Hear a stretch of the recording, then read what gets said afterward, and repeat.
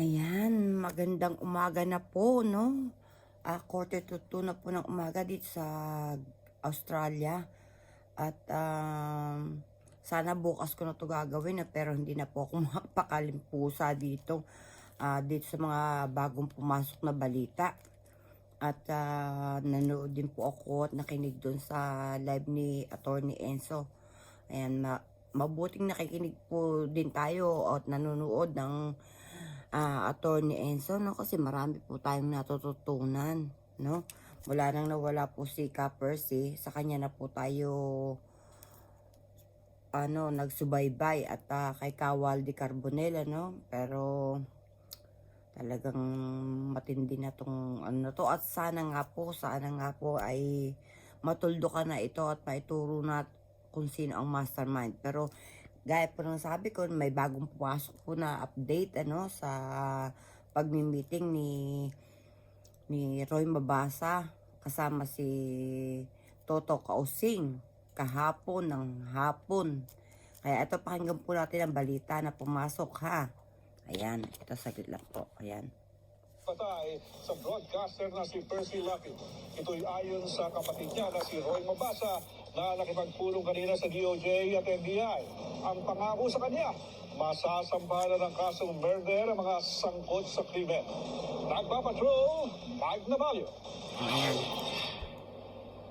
Tukoy na ng mga otoridad ang maumano'y mastermind sa likod ng pagpatay sa broadcaster na si Percy Lapid. Ito ang sinabi ng kapatid ni Lapid na si Roy Mabasa matapos dumalo sa isang case conference sa Department of Justice kaninang umaga kasama sina Justice Secretary Boyeng Rimulya at National Bureau of Investigation Director Medapto de Lemos. May partikular na mga pangalan na umano na nabanggit sa kanya ang mga otoridad, kudyat na malapit nang maresolba ang kaso ng pagpaslang kay Lapid sa Las Piñas noong Oktubre 3. Ayon. Sana nga po, Panginoon, Diyos ko, pagkalob niyo na po ang hustisya para sa pamilya ni Ka-Percy Lapid. At ituro na po kung sino ang mastermind. Napakarami po nila nagplano sa pagpatay kay Ka-Percy. Kaya po sana nga po ay ito'y matapos na po to. At ito pong pagkakapatay kay Ka-Percy Lapid ay para pong itong eye-opening po sa ating mga opisyales, mga kapulisan. Dahil nga po, 'di ba, suspended si Bantag dahil isa siya sa person of interest sa pagpatay kay Ka-Percy.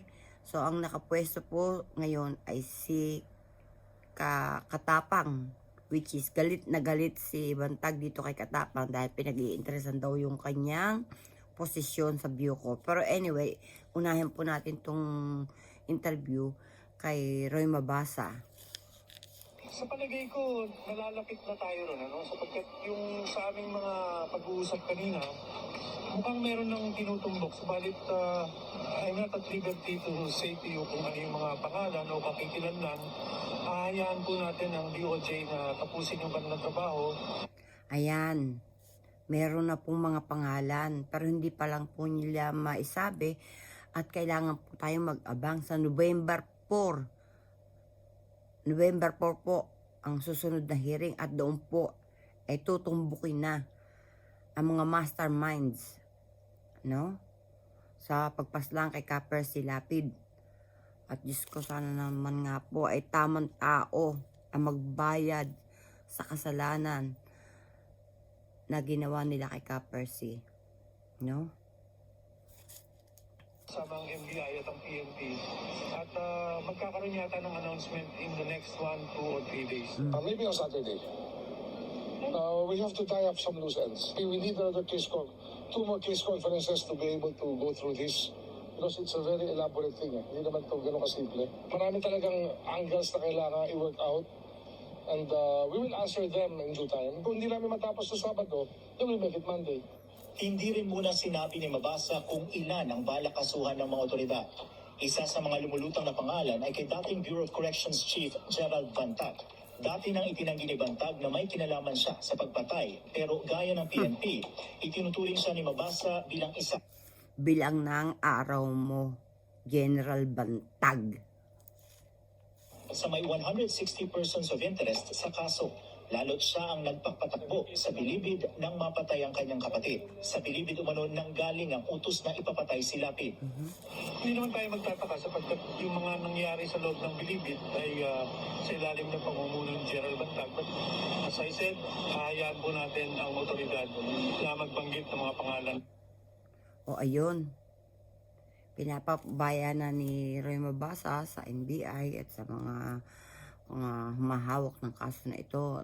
Inaasahan natin na talagang ang matumbok ay yung mga tunay na salarin o mga nag-utos na patayin si Copper si Lapid.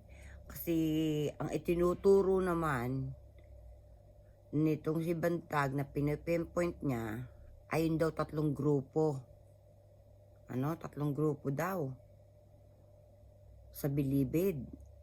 No? Bakit naman pag-iinteresan ng mga taga-Bilibid si Kapersi? Wala naman kinalaman si Kapersi sa kanila, no? Hindi naman sila kilala ni Kapersi. At maaaring hindi nila kilala si Kapersi dahil nasa Bilibid sila. Unless may TV sila. Well, siguro nga meron TV, no? Napapanood nila yon. Napapanood nila si Kapersi. Pero walang makitang dahilan para iutos ng 3 grupo na ito na ipapatay si Kapersi. No? Palusot lang yon, palusot lang. No?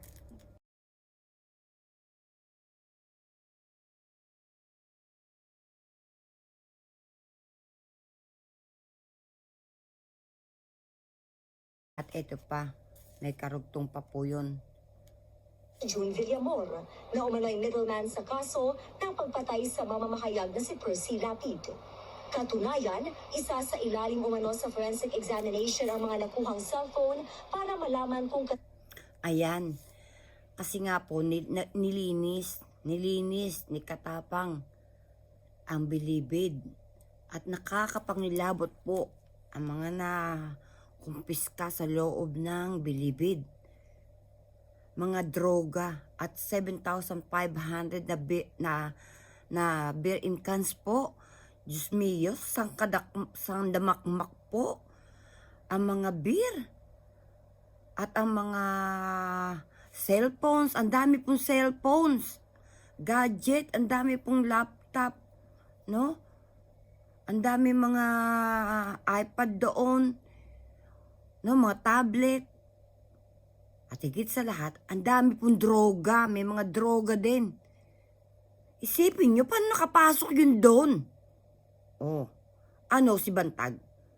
Bulag? At nailusot yun sa kanya na hindi niya alam? Bantag, wag ka ha. Wag mo kaming tangahin ha. Bilang na ang araw mo. At hindi ka binabaka pa ng padrino mo. No? At sinasabi mo pa na kung ang nakapwesto ay si Duterte, hindi mangyayari sa iyo. Malamang hindi nga. Dahil magkasabot kayo. No? Kaya malaksan loob mo eh. No? Kaya malaksan loob mo. Dahil may malaking bato. Na nagbaback up sa'yo. Malaking pader. Matibay na pader. Unfortunately, wala na yung pader. No? At pinagbabantaan mo pa si BBM na baka yun ang katapusan niya, ang pagbagsak niya. O bakit? Bakit mo nasabi yon? Bakit? Ano ang alam mo? Ano ang alam mo? Parang hinahamon mo si PBBM na pag hindi ka pinalusot sa kasong ito, may mangyayari. Ganun ba yun? Bilang na ang araw mo. Bilang na ang araw mo. At walang magagawa ang padrino mo. Baka nga ikaw patahimikin na rin. Bago ka pa kumanta ng Do-Re-Mi. Yan. Sama rito ang cellphone ni Villamor. Sa ngayon, Ayun, sa dami po ng cellphone, Diyos ko po, ang dami cellphone, isa-isahin yun.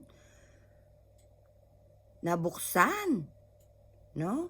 Kung matetrace, kung isa doon sa cellphone na yon ang ginamit sa pagtawag ni Villamor sa mga gunmen. No? Kung isa dito, ang cellphone na ginamit sa pagtawag kay June Escorial. Ay, ano ba po nga? Joel Escorial. No?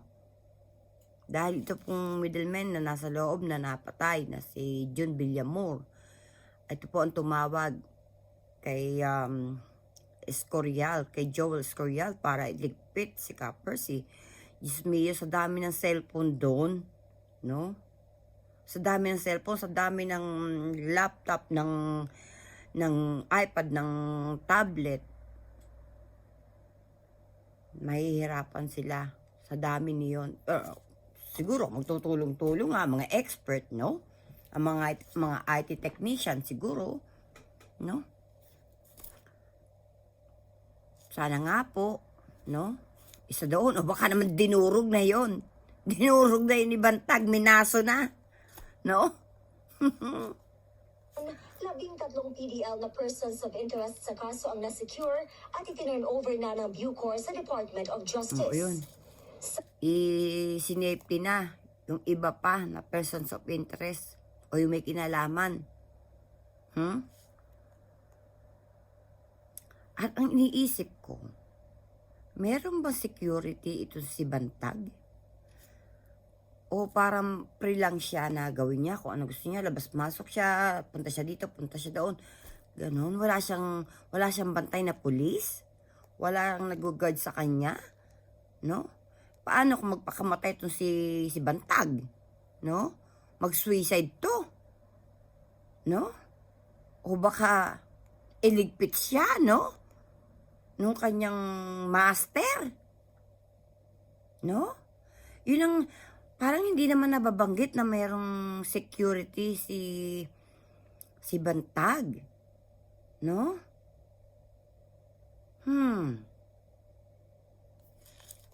Samantala, tumanggi nang magkomento si Katapang sa mga akusasyon ng suspendidong Bucor Chief na si Gerald Bantag. Ayan. Kasi nga, inaakusahan si Katapang ni Bantag na nagmamakisig, nagmamagaling si Katapang, no? Dahil talagang gusto ni Katapang na mapapunta sa kanya yung kanyang posisyon sa Bucor. Yun ang pinagmumutok ng butse nitong si Bantag, no? At kesyo ito daw si Katapang ay dating tauhan ni Pinoy, no? At bakit daw ipinwesto ni BBM itong si Katapang, no? At dati raw ram itong si Katapang. Sabihin, may kaalaman sa mga NPA, CCP, something, ano. Hindi ako interesado doon. Interesado lang ako dito sa kaso ni Ka-Percy. Abad sa kanya. Directorial, I don't need to answer those, no? Kasi maano pa ako, out of focus pa ako sa trabaho ko eh. Malinis naman yung konsensya ko, bakit ako napunta dito. Good luck. Yun lang. Good luck sir saan? Good luck saan? Good luck kay Bantag kung makakalusot siya dito. Yun ang gusto niya sabihin, ano? Good luck sa hinaharap niyang problema. Ayun. Kasama si Bantag sa mga person of interest sa Percy Lapid killing. Bianca Dava, ABS. O, ayun. Ayun na yun. No? Kaya, sana nga ito'y matapos na. Matapos na to at nakakaawa na po talaga yung pamilya ni Ka-Percy. Yung kapatid niya na si Roy. Ay talagang haggard na parang hindi na siya natutulog. Isipin nyo na kung bawat oras iniisip niya yung kabilang pamilya, no? Yung pamilya ni Ka Percy habang nandun siya sa kanyang sariling pamilya na konting putukan, tinatawagan siya ng mga pamangkin niya, no? Natatakot. Diyos ko, kahit naman siguro sino matatakot, ano? Kung ganyan, Diyos ko po, hindi mo alam kung nasaan ang kalaban mo, no? At may tatawag na lang na aanhin ka ng death threat.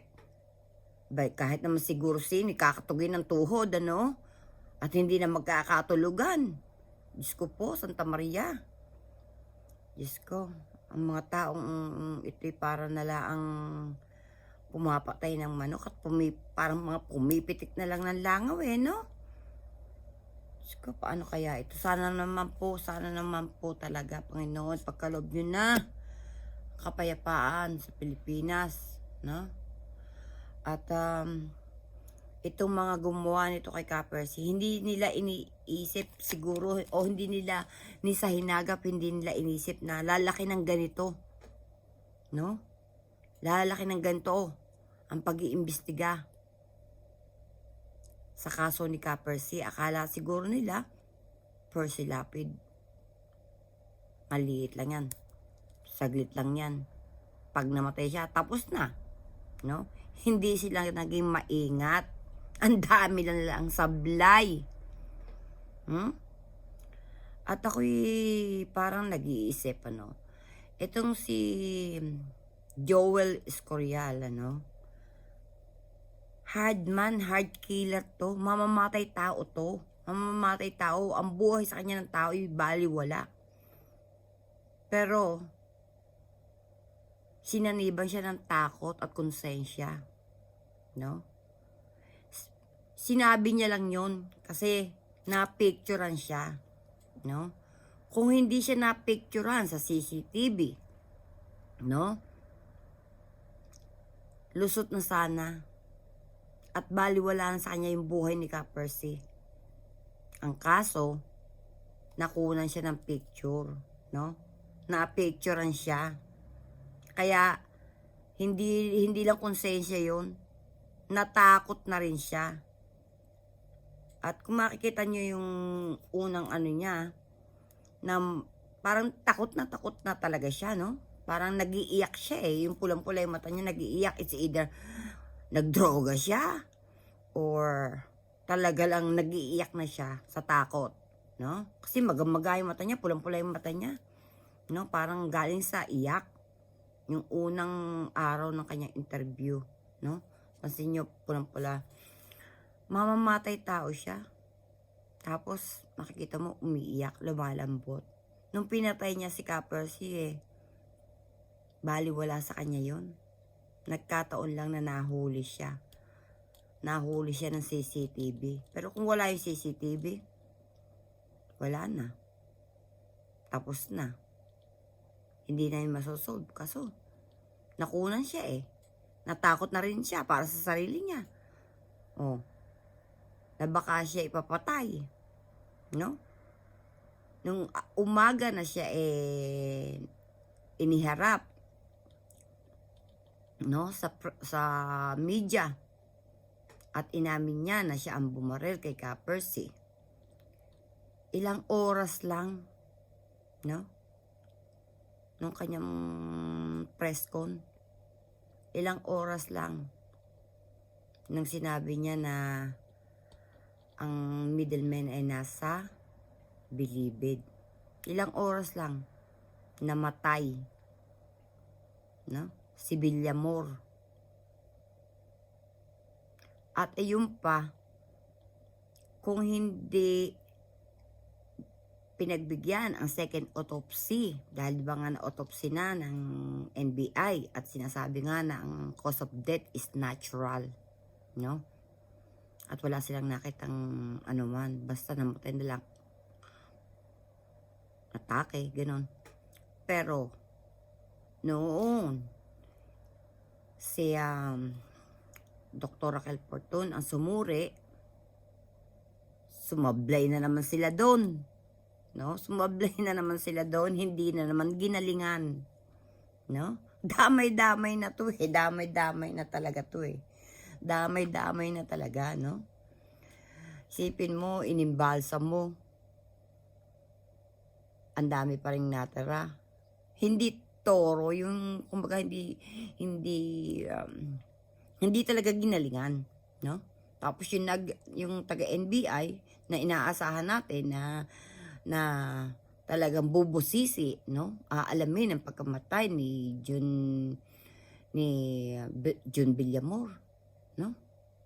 Sumablay talagang, ano ba to, sumablay o talagang iniwan nila yun doon, no? Lagi, yun ang tinatanong ko eh, nakailang content na ako, nakailang vlog na ako tungkol dito, talagang obsessed ako sa kaso na to, obsessed na talaga ako sa kaso na to, no?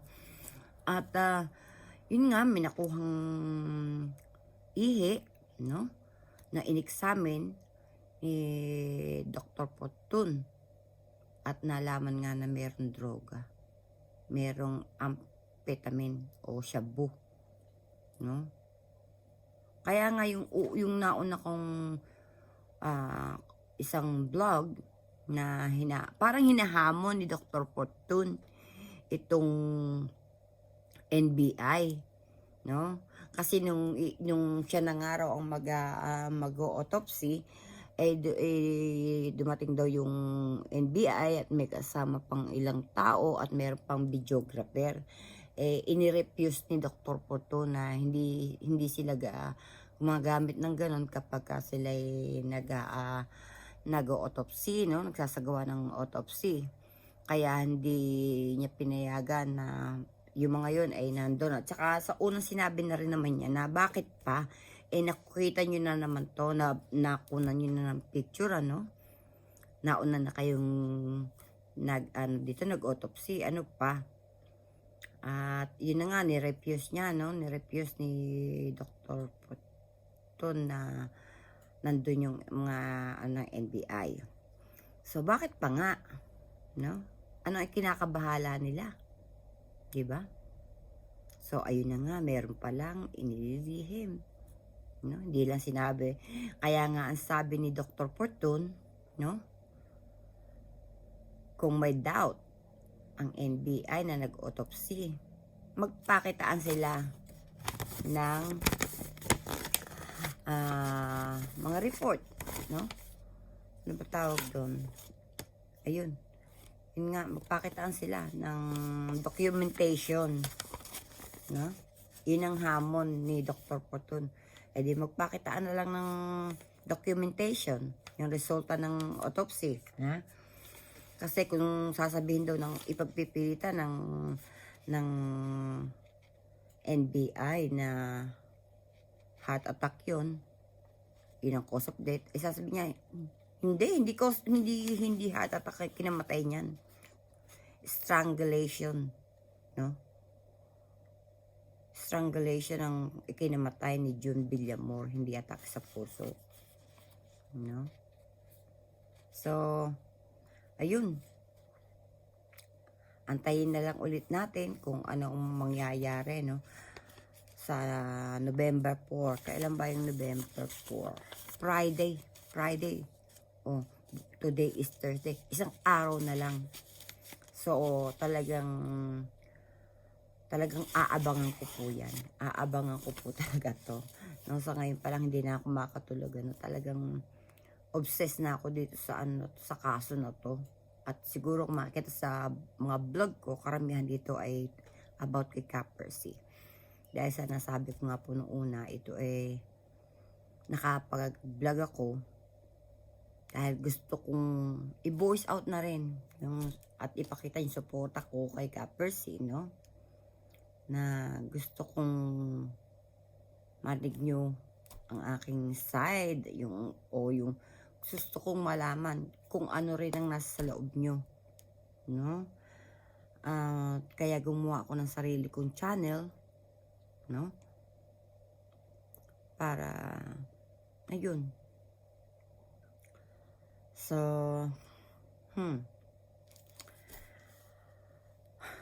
pag-antay na lang po tayo, isang araw na lang.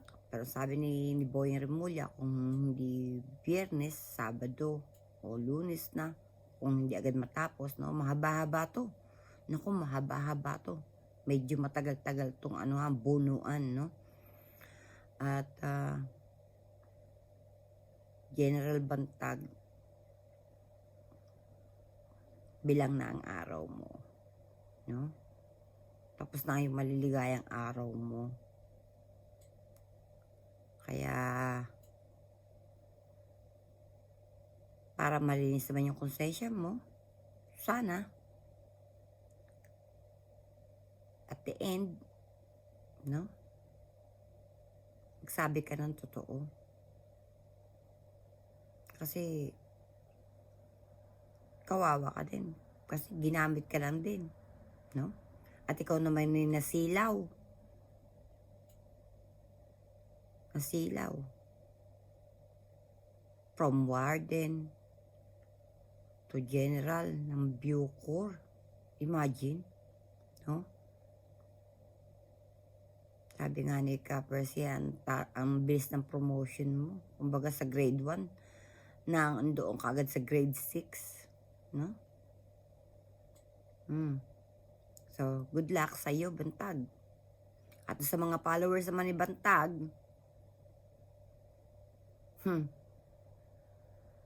pipiliin nyo naman sana kung sino yung papanigan nyo, no? At doon sa mga nagsasabi na kaya pinatahimik si Kapers, masyado maanghang magsalita. Ganun ba talaga pagka nagsasabi ng totoo? Kagaya ko, kagaya ng mga vloggers na nagsasabi ng katotohanan. So maaanghang kami, ganun. So kami lahat, Percy Lapid, maaanghang kami magsalita dahil nagsasabi kami ng totoo. At yung totoo lang ay binabalita namin. So pare-pareho pala kami maaanghang ang bibig, no? Nakakapagtaka ang mga tao, no? Na mas pinipili nilang panigan at paniwalaan yung mga mali ang katwiran at mga taong gumagawa ng masama, no? Yung mga tao nagpapakalat ng fake news. Bakit? Yun ang pinaniniwalaan? Yun ang mas pinaniniwalaan? Bakit? Ano ba itong mga taong ito? Na-hypnotize na ba itong mga taong ito?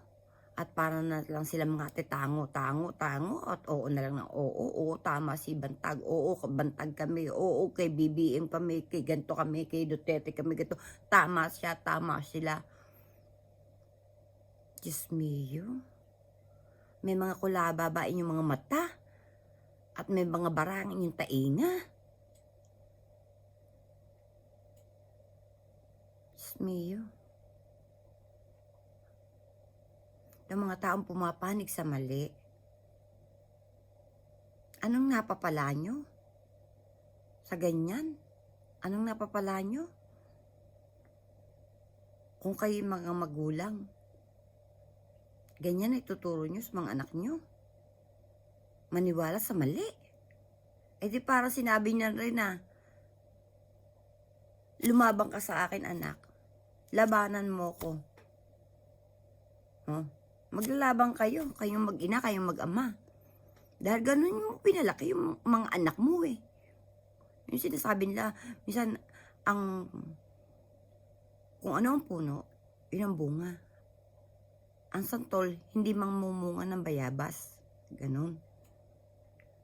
Ewan ko din, siguro, may liyas na sinasabi, no? May liyas na sinasabi ang mga matanda.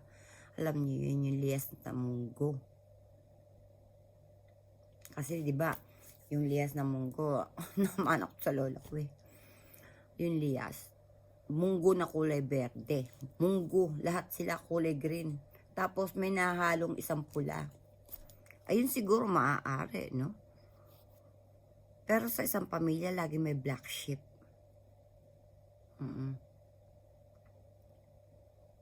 So anyway, ayun na. At ayan. So hanggang dito na lang po ito yung Super Manchi. Please mag-subscribe mag-subscribe po kayo sa akin channel. Malapit na po ako maka 1,000 at masaya po talaga ako kasi nag-start po ako is October 5. So, 869 subscribers na po ako. Malapit na ako maka 1,000 at gaya po ng aking pangako, meron po akong 5 pa-Christmas regalo. May 5 po akong pa-Christmas regalo sa lucky winners, lucky subscribers ko. At ayan, lagi po kayo mag-iingat at lagi po sana kayong handa sa mga bagyo, ano na po kayo, i-safety nyo na po lagi po kayong may safety bag na naka-separate sa isang sulok ng inyong bahay, nandoon lagay nyo po yung mga gamot, extra flashlights, at saka mga batteries, ganun. Ilagay nyo po sa isang bag o sa isang container, lagay nyo po doon para pag ganyan pong mga oras na yan, ay handa po kayo. Dahil hindi po natin alam kung kailan aatake ang kalikasan, sana po lagi po kayong ligtas at ayan, be kind, because it's free, libre lang po yung mga mabait. Minsan talaga may pagkamaldita din po talaga ako, pero hindi naman po ako talagang tunay na maldita. Konti lang, depende lang po. Kasi kahit naman sino sigurong maamo, pagka pinoprovoke, ay lumalabas, ayan, kuting po ako, hindi po ako leon. Ayan, sige, ganun na lang po ha. Maraming salamat at huwag niyo pong kalilimutan na mag-subscribe at pindutin ang notification bell para lagi po kong updated sa aking mga bagong upload na videos. At hanggang dito na lang po ulit ang inyong Super Momshi at mag-iingat po kayong lahat. God bless. Bye.